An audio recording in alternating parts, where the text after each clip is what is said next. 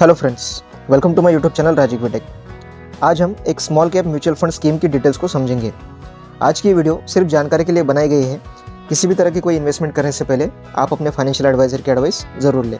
दोस्तों, वैसे तो मार्केट में काफ़ी सारे म्यूचुअल फंड्स अवेलेबल है, जिनके परफॉर्मेंस के हिसाब से जो रेटिंग आती है वो आप स्क्रीन पर देख सकते हैं। जिसमें निप्पॉन स्मॉल कैप फंड सबसे ऊपर है, जिनकी रेटिंग 5 स्टार की है और इनके पास लोगों का लगभग 62,000 करोड़ का पैसा है जो इन्होंने स्टॉक मार्केट में इन्वेस्ट कर रखा है। लेकिन एक नए इन्वेस्टर को इन सारी कंपनीज में ज़्यादा जानकारी नहीं होती। काफ़ी सारे लोग शेयर मार्केट में आना तो चाहते हैं, लेकिन कहीं ना कहीं इनके मन में थोड़ा सा डर भी होता है।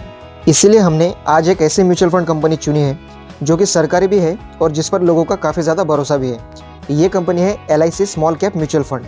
इसकी रेटिंग 3 स्टार है, जो कि निप्पॉन म्यूचुअल फंड से कम है, लेकिन क्योंकि लोग इसे अच्छे से जानते हैं इसीलिए हमने आज इसे चुना है। सबसे पहले ये जानना ज़रूरी होता है कि स्मॉल कैप म्यूचुअल फंड उन्हीं लोगों के लिए होते हैं जो लोग लंबे समय तक अपने पैसों को शेयर मार्केट में रख सकते हैं। इस तरह के म्यूचुअल फंड्स में सबसे ज़्यादा फ़ायदा होता है अगर इन्हें ज़्यादा सालों तक हमने पकड़ के रखा, और वही जिन इन्वेस्टर्स में पेशेंस या रिस्क लेने की क्षमता कम होती है उनके लिए हाइब्रिड फंड सबसे अच्छे होते हैं। तो LIC एक बहुत बड़ी कंपनी है और इनका खुद का भी काफ़ी सारा पैसा इंडियन शेयर मार्केट में लगा हुआ है।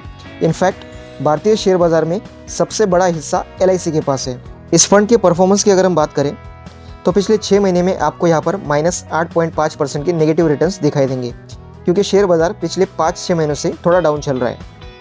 यानी जिन लोगों ने अभी पिछले कुछ महीनों में इस फंड में इन्वेस्ट किया होगा वो अभी थोड़े लॉस में होंगे। इसीलिए हमने शुरुआत में कहा था कि इसमें सबसे ज़्यादा फ़ायदा होने के लिए 3 से 5 साल रुकना ज़रूरी होता है। पिछले 5 साल में इस फंड ने 26.3% का सालाना रिटर्न, पिछले 3 साल में 20.6% का सालाना रिटर्न और पिछले 1 साल में 19.2% का सालाना रिटर्न इस फंड ने दिया है, जो कि काफ़ी अच्छा है। इस फंड की NAV यानी नेट एसेट वैल्यू है 32.7। ये NAV पूरे फंड के पैसों का एक छोटा सा रूप होता है जो कि पूरे फंड को रिप्रेजेंट करता है। अगर आप हर महीने 100 रुपये इस फंड में इन्वेस्ट करते हो तो आपको 32.7 NAV के हिसाब से म्यूचुअल फंड कंपनी आपको 100 रुपये डिवाइडेड बाय 32.7 के कैलकुलेशन से 3.0 यूनिट देती है, जो कि आपकी इन्वेस्टमेंट होती है, जो कि शेयर बाज़ार के उतार चढ़ाव से बढ़ती या घटती रहती है। इस फंड के पास लगभग 464 करोड़ के फंड्स हैं, जो कि लोगों का पैसा है जिसे इन्होंने शेयर बाज़ार में लगाया हुआ है। इस फंड में आप सिर्फ 200 रुपये हर महीने से भी SIP स्टार्ट कर सकते हो। फंड की रेटिंग 3 स्टार है। इनके पिछले परफॉर्मेंस के बेसिस पे अगर हम कैलकुलेशन करें तो अगर हमने हर महीने 1000 रुपये इस फंड में डाले होते तो 5 साल में वो हमारे 60,000 को 1,23,000 रुपये बना चुके होते। और साथ ही अगर हमने 50,000 रुपये शुरुआत में एक साथ इन्वेस्ट किए होते तो वो भी लगभग 1,60,800 रुपये बन चुके होते। अब बात करते हैं इनकी होल्डिंग की, यानी कि जिन कंपनीज में इन्होंने लोगों के पैसे इन्वेस्ट कर रखे हैं। यहाँ आप देखेंगे कि सबसे ज़्यादा इनकी होल्डिंग इस कंपनी में है जिसका नाम है IGA, जो कि एक पुरानी कंपनी है लेकिन शेयर बाज़ार में अभी कुछ दिनों पहले ही लिस्ट हो चुकी है। बाकी के कुछ जानी मानी कंपनीज के नाम अगर हम देखें तो इसमें Tata power, blue star, Kirloskar oil engine और JK टायर जैसी कंपनी शामिल है। और सबसे कम होल्डिंग इनकी NRB बेरिंग्स नाम की कंपनी में है। इस फंड के सालाना रिटर्न हमने वीडियो की शुरुआत में डिस्कस किए थे, लेकिन अगर हम एब्सोल्यूट रिटर्न्स यानी कि टोटल रिटर्न्स की अगर बात करें तो पिछले 5 साल में इन्होंने लोगों को 236% का फ़ायदा करा के दिया है।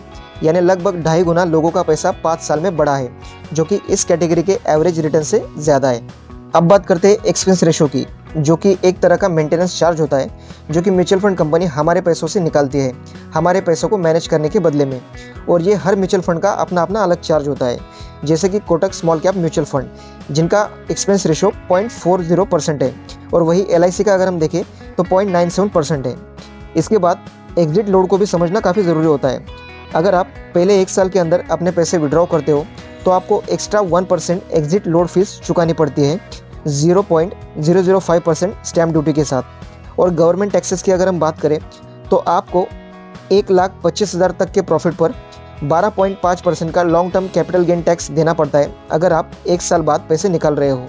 और वही 1 साल के अंदर अगर आप पैसा निकालते हो तो आपको 20% short term capital gain tax देना होता है 1% एग्जिट लोड के साथ।